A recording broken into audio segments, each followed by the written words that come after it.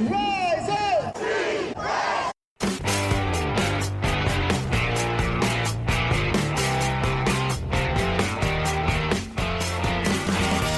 This is the Rise Up See Red podcast, all about the Arizona Cardinals and the NFL, featuring insider and outsider perspectives. Enjoy the best hour of Cardinals talk on the web.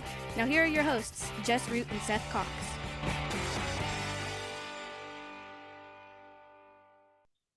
Hello, Arizona Cardinals fans, and welcome to the latest edition of the Rise Up See Red podcast, best our Cardinals talk on the web. I'm your host, Jess Root, from CardsWire.com, the USA Today NFL Wire site.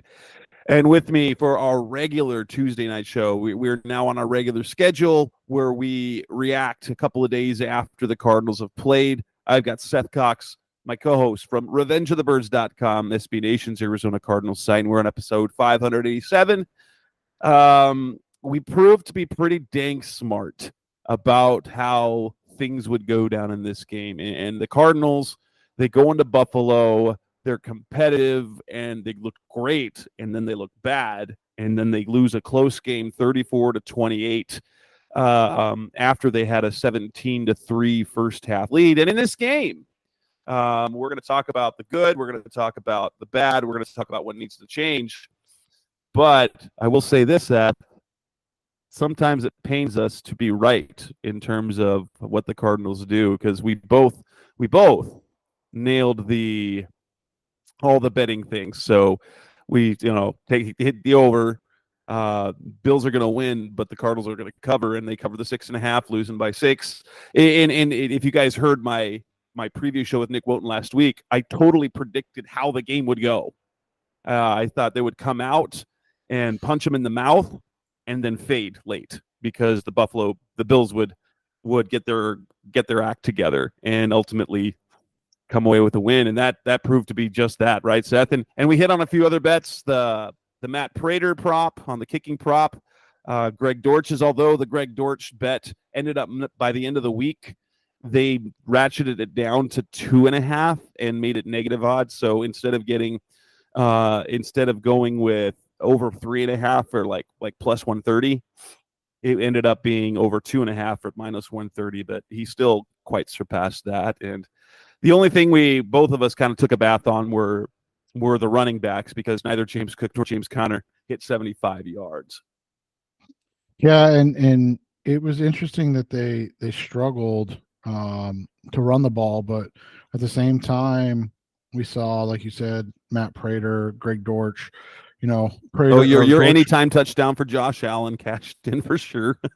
Yeah, I mean that wasn't even worth it. I mean, I think it was like plus 125. So,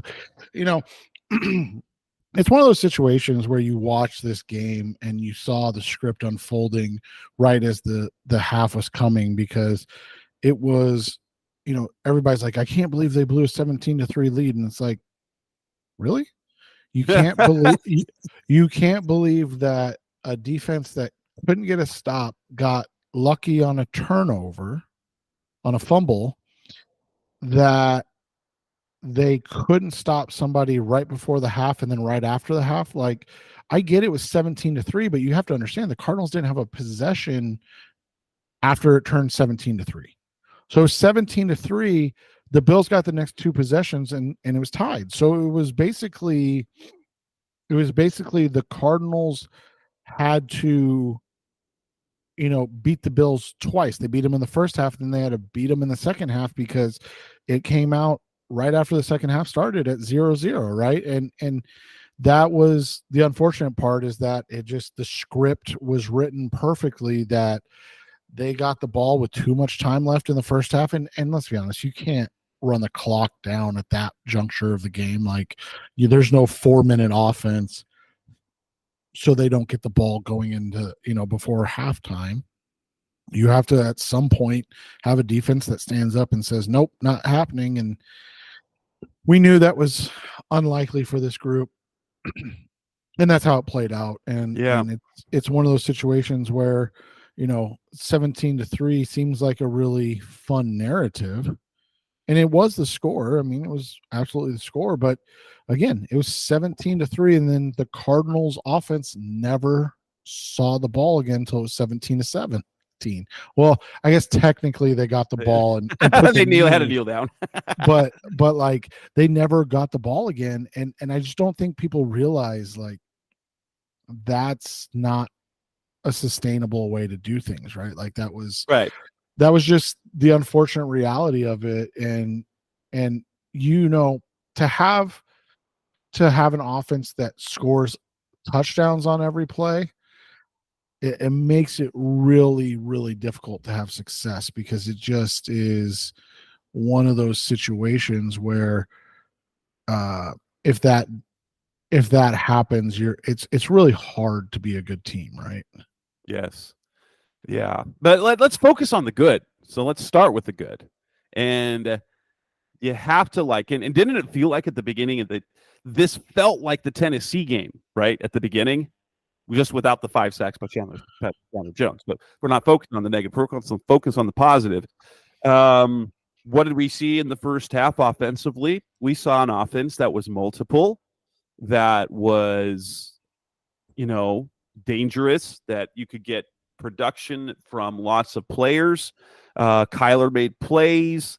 But it was, it felt. Now, I will say this: they did benefit. They did benefit from a personal foul that shouldn't have been called when Kyler went down and the Buffalo Bills player basically dove over him, but still got flagged. There were flags. There were penalties that changed.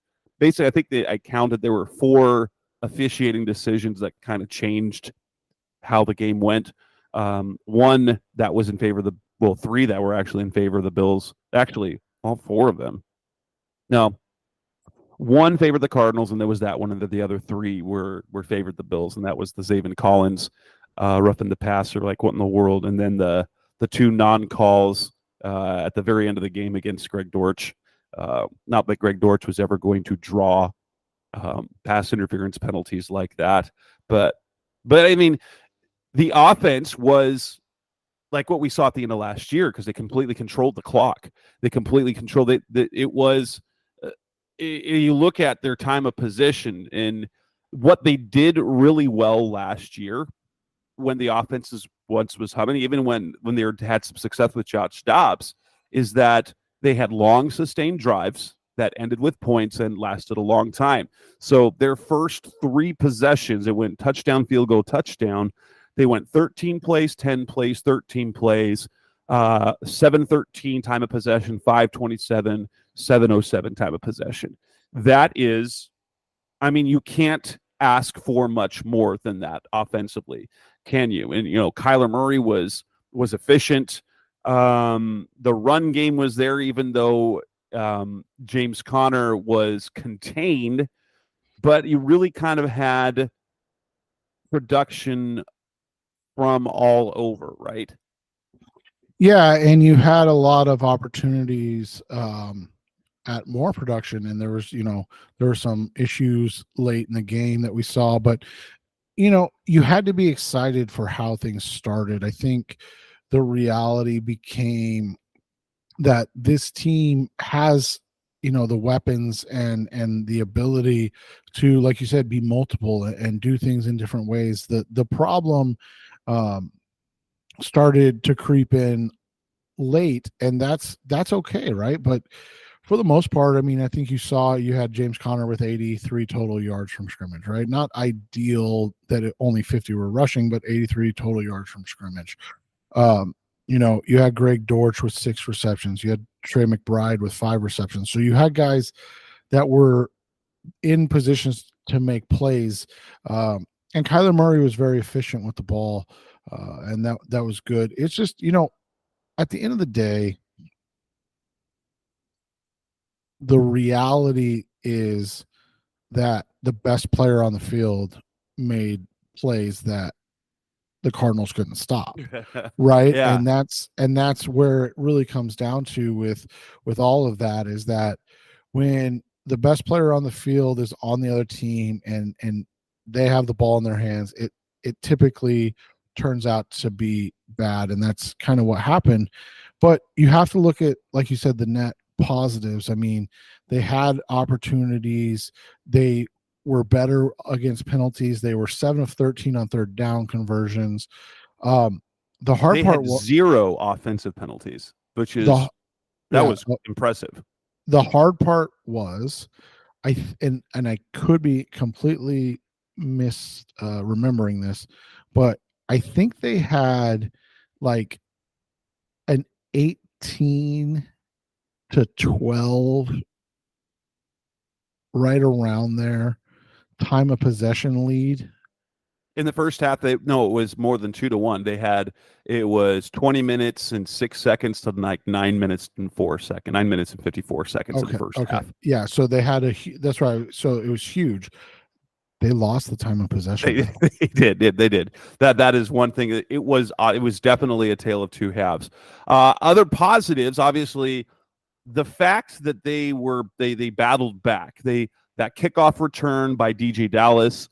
You're like, all right, he earned his like literally, you could say that with one play in the second half, DJ Dallas basically earned his contract, wouldn't you say, with that 96-yard touchdown return for that kickoff return for a touchdown, because that was something else. And Jeff Rogers talked about it. Their special team coach, the assistant head coach, talked about it on Tuesday. And the reason why they went out and got him is because they saw, and it was facing Seattle twice a year for the 4 years that he played for Seattle, because he is a big runner. He runs to contact, and he's fast. He's very hard to get down, and it became we got to see history, because with the new kickoff rule, Dallas became the first touchdown return. And they were in a place, and another positive, like despite the bad that happened in the second half, they found themselves in a position to go down and be able to win the ball game, which we've seen Cardinals teams fold, and we saw a team that was in control that, lost control, but then still put themselves in a position to win the game. Defensively, there wasn't a lot of positives, but you had to like some individual play.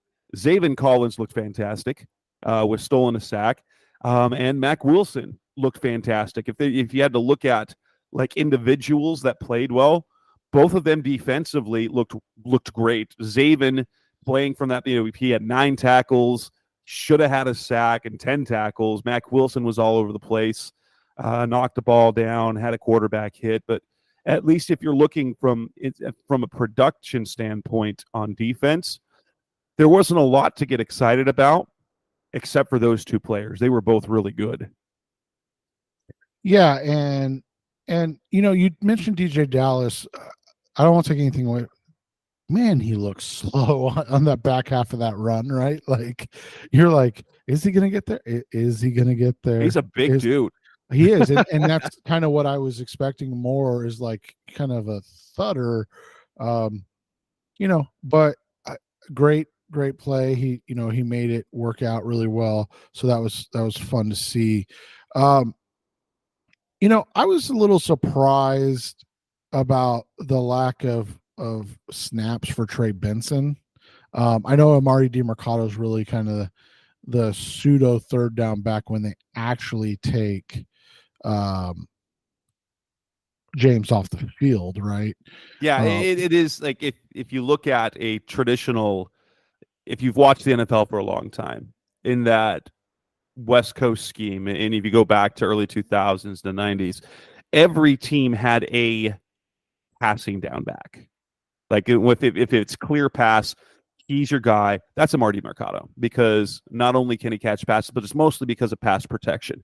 And he got production, but and we saw that last year, and going into this year in the offseason, it became very clear that is DiMercato's role.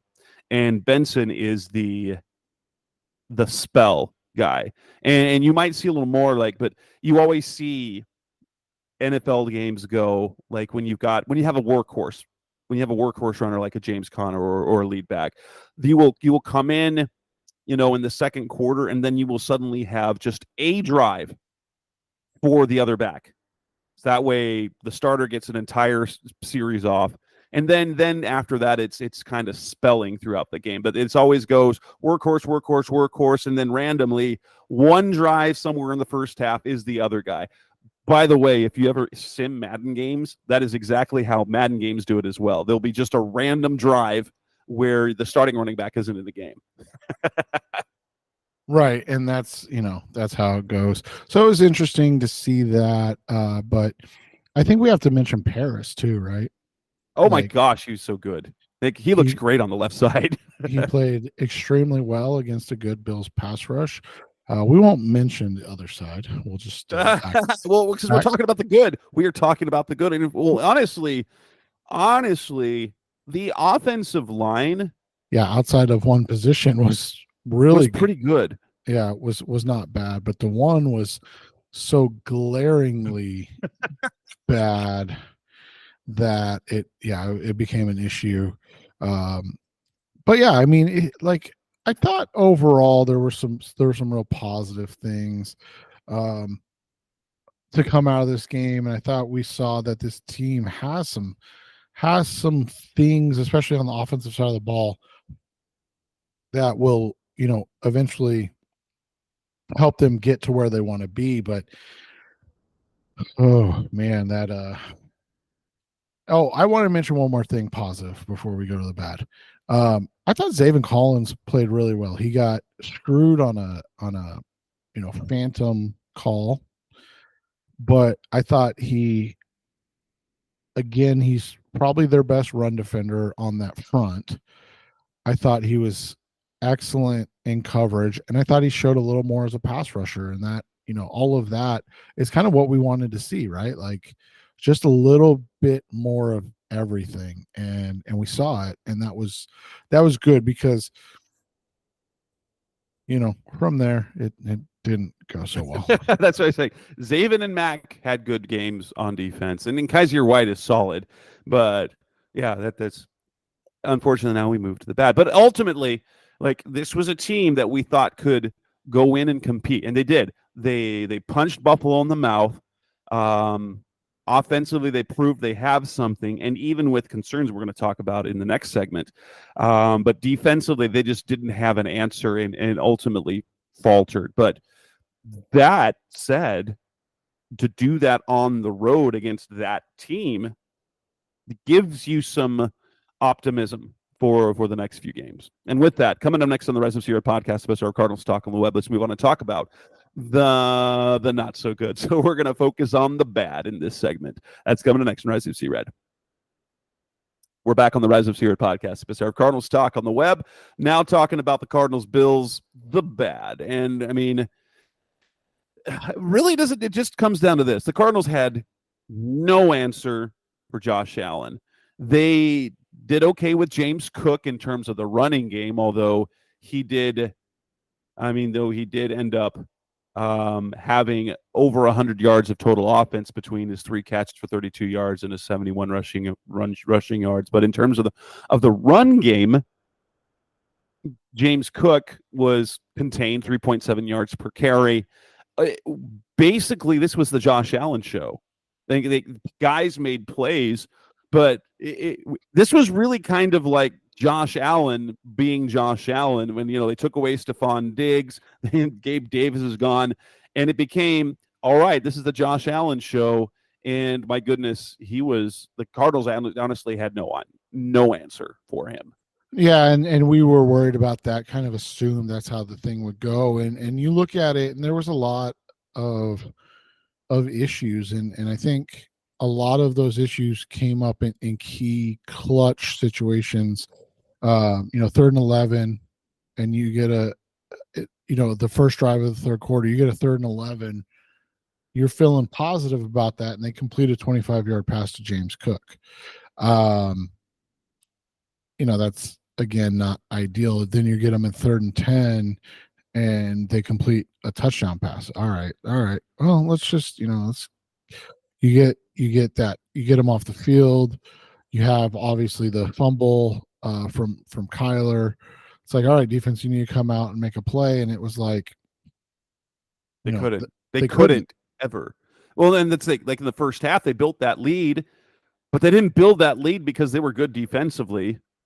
That was the one thing that always felt, you're like, oh my gosh, the offense is going to have to keep going. And at least they were playing with the lead, because on the first drive, they benefit from turnover. That was a play. That was good. The defense made a play, but they gave up a big return, and then they gave up a play. And then on the very next drive, Buffalo just moved at will down the field. And the only reason they didn't score a touchdown was because Osiris Torrance decided to hold on to Dante and grab his. That's the only reason. Otherwise, Josh Allen would have had 3 rushing touchdowns in the game, and it would have been a different story. But so the Cardinals literally up until they got that stop at the end of the game to give them a chance to win on that final drive, honestly, the defense had no answer for Josh Allen. I think it comes down to what was the major concern we had: the pass rush.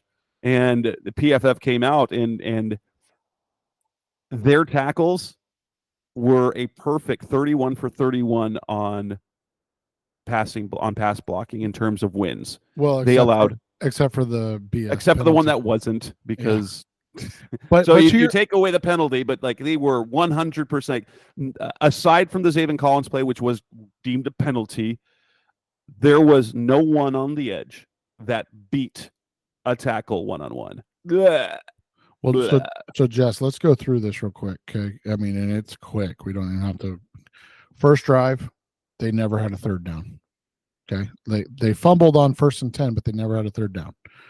Second drive, they had a 3rd and 4 that they scored a touchdown on. Like you said, got negated on the penalty. 3rd and 19, they held. Okay, not terrible, but obviously not ideal. The next drive, they got a 3rd and 6, give up a 19-yard pass play. That was the only third down on that drive. The next drive, coming out of the half, they get a 3rd and 11 that we talked about earlier, give up a 25-yard pass play, and then get a 3rd and 10, give up a touchdown. They get off the field on a 3rd and 7 on a really, really bad Josh Allen miss that we don't need to talk about, right? Because he had a great game. But, I mean, Marquez Valdez-Scantling was wide open. Wide open. They get a 3rd and 2, can't get a stop. They get a 3rd and 14. They give up 12 yards, which allows them to go for it on 4th down.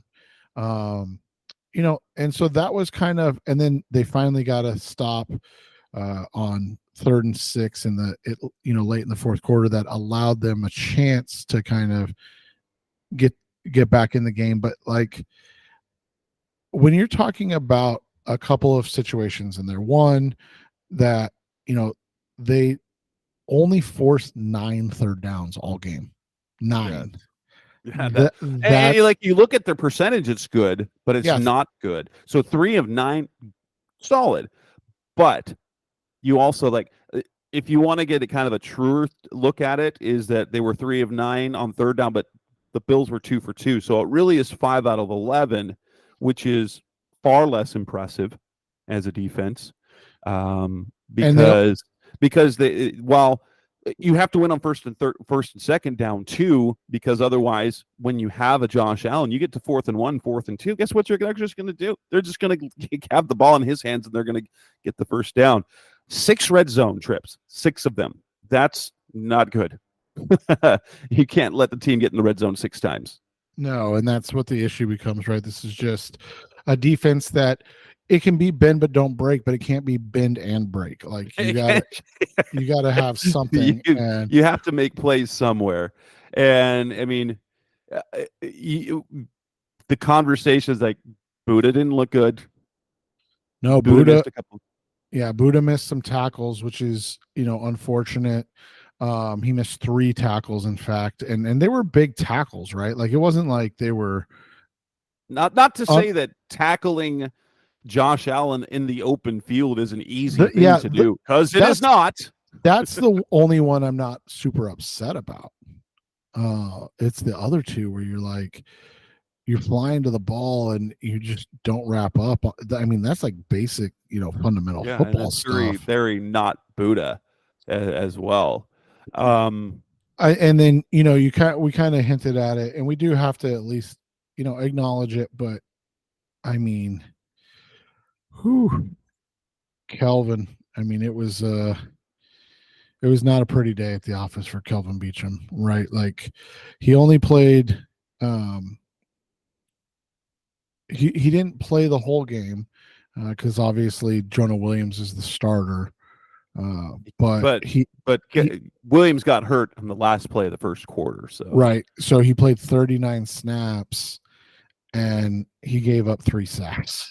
Like, that's not ideal. Not Greg Rousseau just kind of became Chandler Jones, kind of like you mentioned, right? Like, yes, 3 sacks in the first game. It's not ideal. Von Miller was keeping him in hell, and Von Miller is older at this juncture of his career. Jeez, that play when Kyler tripped for the Von Miller sack, that Von Miller just completely put him on skates. He put Beachum on skates on that one. And so it's just one of those situations where you look at it and, I think that changed the game plan more than we realize. They realized that they couldn't run deep pass sets because Beach just couldn't hold up. Well, and I'll be honest, my guess, because the report came out earlier this evening that Williams is going to miss time, which means Beach is going to be in the lineup. Beachum getting more reps in practice as the starter will help him. I think he's probably, would you agree? He's kind of he's a different guy he's different than a bullpen guy or like a backup quarterback, where your backup quarterback can get you through the game. Beachum can do it, but he's probably a stronger player who you have in the lineup, right? In my opinion, because you can give him all the reps that he needs during the week to prepare for that particular game plan. And rather than coming in cold, only having had a few set reps to prepare for that game speed against guys like Greg Rousseau, who the Bills hope break out this year. And, well, 3 sacks in week 1, that is a good start to a breakout year. Yeah, and that's what needs to happen is, like you said, he needs a week because he's going to be the guy for, it sounds like, at least the next couple games. And they have, we know they've got a killer schedule coming up, so they've got to come out and just be ready for this, because it's just going to get more and more difficult. The Rams coming up this week, which we'll discuss on Thursday, but then the Lions after that. And so they don't really get a reprieve until they get Washington in week 4. So it's just, it's one of those situations where they have to find a way to make it work, because you can't have an offense that's predicated on short, quick passing games get behind, because then it's easier to just keep everything in front, give up those yards and makes tackles. And that was the thing that was missing from this game. Really, Kyler Murray was the only guy making plays in the open field. Like, yes, nobody else was turning their catches into big plays. Nobody else was turning their runs into big plays. There was a lot of grinding it out. Obviously, James Conner had that singular 20-yard run, which was, a really nice run. Don't get me wrong, but he averaged 2 yards a carry other than that. Yep. Well, and those were 2 burst plays in a row, because Kyler went for 29 and then Conner went for 20, and that was basically the drive. Right. And so you need more from your playmakers. You need more from Greg Dortch. We touched on it, 6 catches, but 47 yards along of 14. Trey McBride, 5 for 30 along of 8. That's just not going to cut it. And you can say, well, they're just not getting the ball in the spots, but as a lot of those throws were similar to last year, where they're making plays and then getting upfield, and they struggled to do that this week. And I will say Buffalo played really well defensively. Yeah, they played really well defensively, but it felt like everyone loves Drew Petzing. But here's the thing I'm noticing so far. Okay, maybe a concern. He doesn't scheme well for receivers.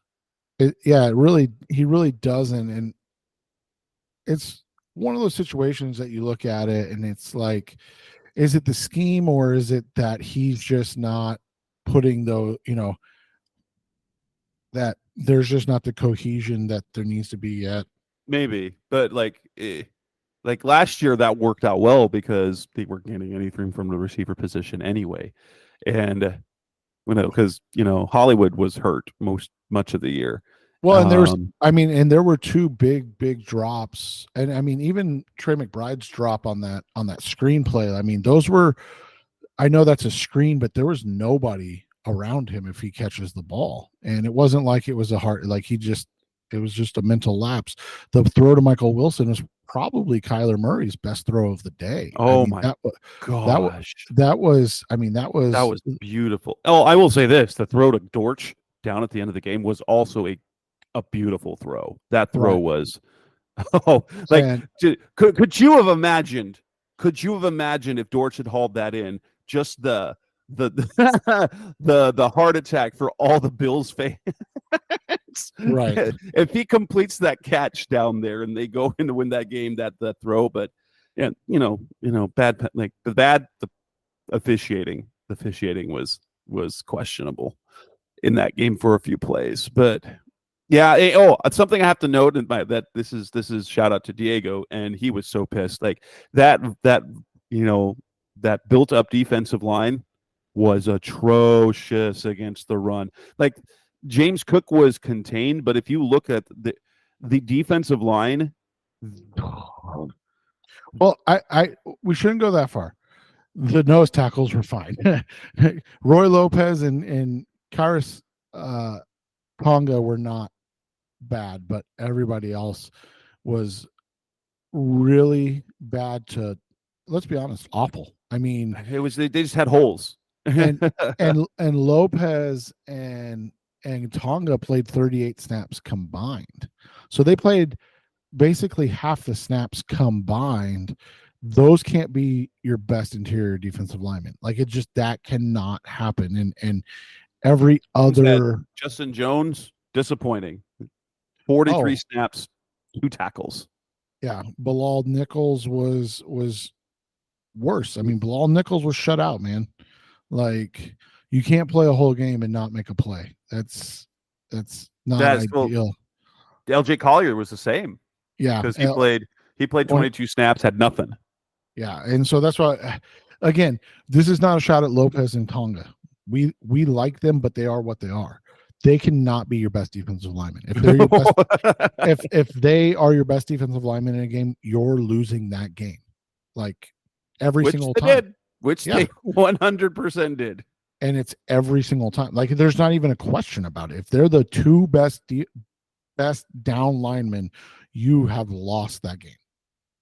Yeah. Yeah. Now, coming up next on the Resident Hero podcast, Mr. Cardinals talking. Let's move on. What needs to change? We're not going to talk specifically about the Rams game. We've got another show to do that with. But what needs to change? That's coming next on Recipe Red.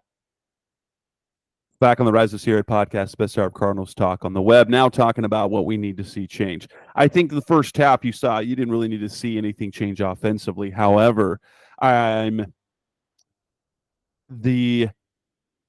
genius of Drew Petzing looked less genius in the second half. And I didn't have nearly so much a problem with the play calls, especially when they tried to do those run plays, because that was their identity a year ago. And with James Conner, they're usually good. It's just Buffalo's really good. Buffalo defended James Conner excellently. But I think what Petzing needs to make a more concerted effort to design plays that will go to the boundary receivers. You've got to get the ball in Harrison's hands. One catch for 5 yards, and Michael Wilson 1 catch for 4 yards. Now, granted, both of them did have a drop, but to be targeted that few times, I know offensively the ball's got to go where they're going to go, and Buffalo did make sure to bracket Harrison so that his impact was mitigated, but like he was only targeted 3 times. Michael Wilson was targeted Oh, we got to pull that up as the first half summary. No. He was only targeted twice. He had the touchdown and the drop. So he was only targeted twice. So your outside receivers saw 5 total targets. Now, granted, Kyler loves throwing to Greg Dortch. He's incredibly reliable. Dortch has earned Kyler's trust, but he's also he doesn't get he's not down the field most of the time, so he's an outlet. He's a manufactured, you manufacture touches for him. He's in that Rondale Moore role. You've got DeMarcado with a pair of catches. You've got Elijah Higgins with a pair of catches. You've got Trey McBride. It was the running back and tight end show.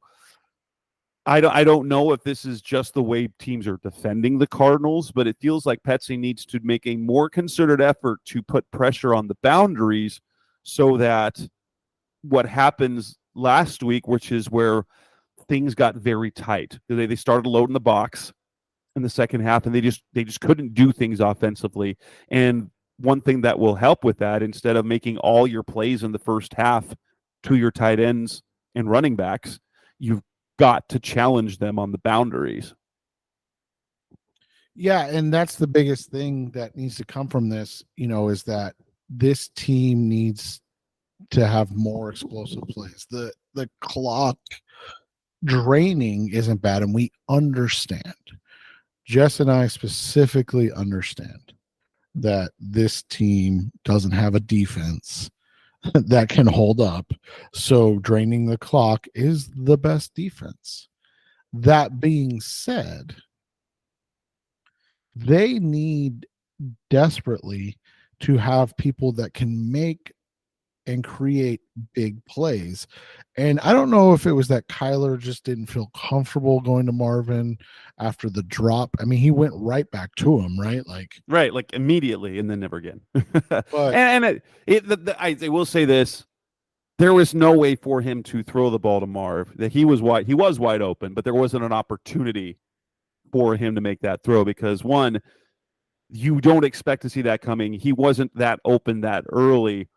He had Dan Orlovsky broke that down really great, and he was going to go to Greg Dortch on the hot, but a defender jumped, so he had to regroup. He moved to his left, then he had to scramble right, and by then he would have had to have seen Marv way before, and there was no chance to do it. And they still had a nice play on that drive, but I mean, the visual looked terrible, and I think maybe the lack of playing time in the preseason did come back to bite him a little bit, because if you look across the league, because the Cardinals with 270 yards of offense, it's bad. That's bad. Only there were 11 teams that did worse than them in week 1. That's terrible. The first week of the NFL, and aside from the Cowboys, the Cardinals, who scored 20 offensive points, aside from the Cowboys, who scored 26 offensive points on 260 some odd yards, the Cardinals had the most productive or the most efficient offense of 270 yards or less, as they were one of only 2 teams that had that amount of yards and scored 20 points offensively. But my goodness. I know we devalue the preseason. Some teams play, some teams don't play their starters.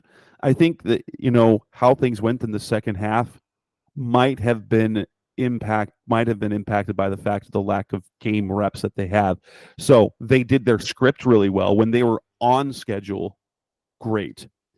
But once things got messy, they didn't have an answer for it, and they didn't have they weren't able to execute nearly as well.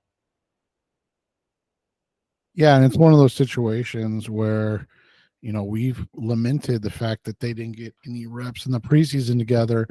And you can try and simulate that, and you can have joint practices, but 2 joint practices ain't going to cut it, man. I mean, they've just got to get up to speed together, and that's really all you can say about it at this point, because you're just going to beat that dead horse, right?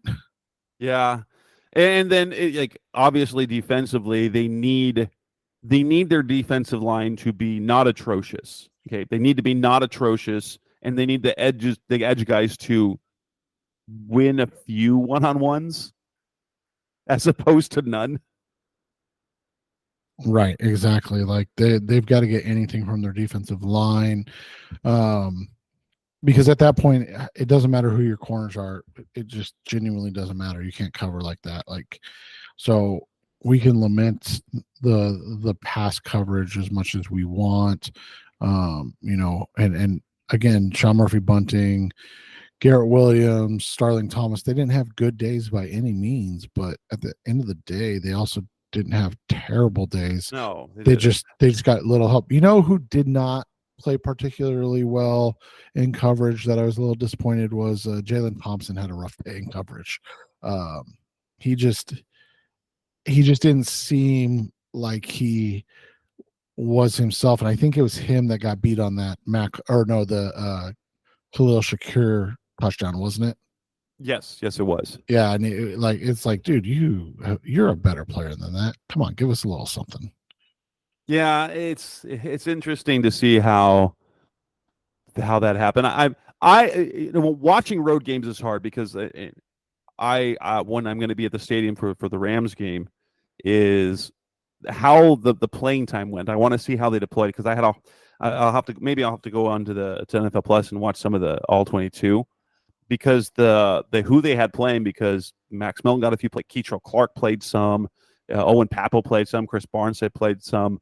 And, the cornerback and linebacker positions aren't typically ones where you rotate guys. And so I kind of want to see that. But I don't know if that'll make a difference. But, they need, what it has to change, their defensive linemen have to make a few plays.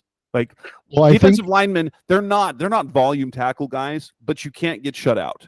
Right. And you can't get shut out. I think when you talk about Papo coming in, I think that was a package where he came in and he was part of their NASCAR package, I think. Right. And Mac Wilson went to rush the passer. He rushed the passer 4 times. Papo rushed the passer 3 times.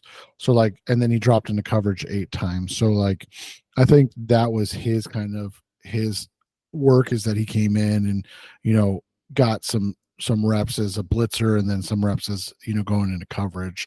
But, they've got, like you said, they've got to get something from somebody along the defensive line.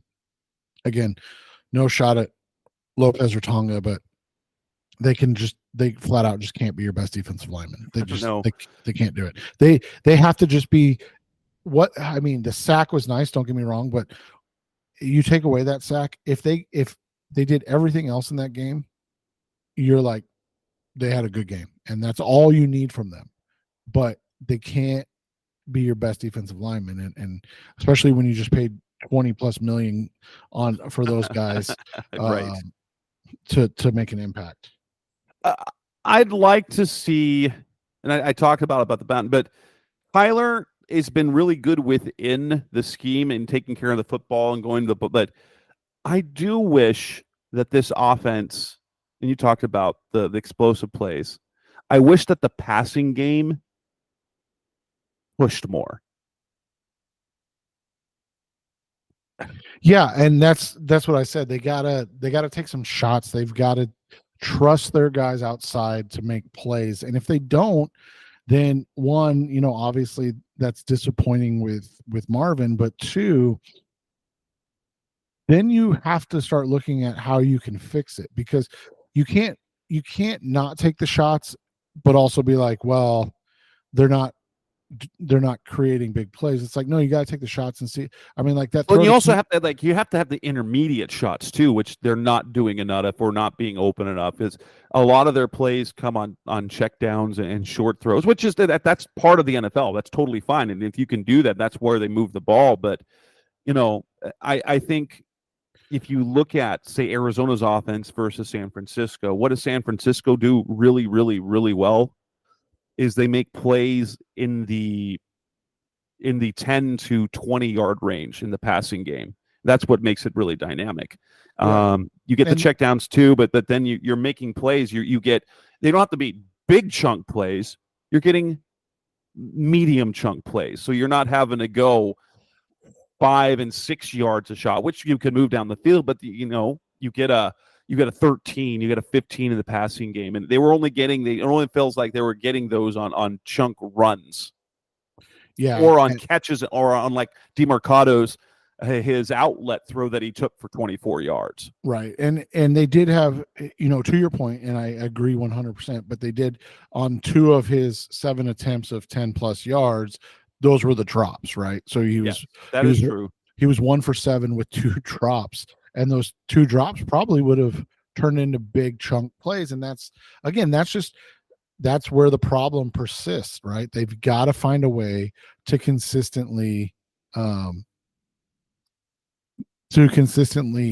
press in those areas and make plays in those areas. And that's why I said, if that ends up being a situation that you look at and you go, this is, not good enough, then that's a scouting and miscue, and that's an error in that way. But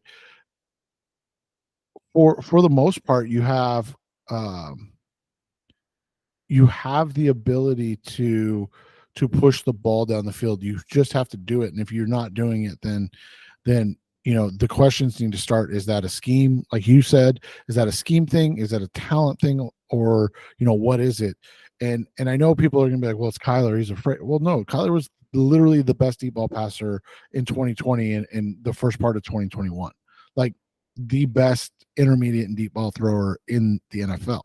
So it's not a question of can he do it, because he's done it over multiple seasons. It's why isn't it happening more consistently? Yeah.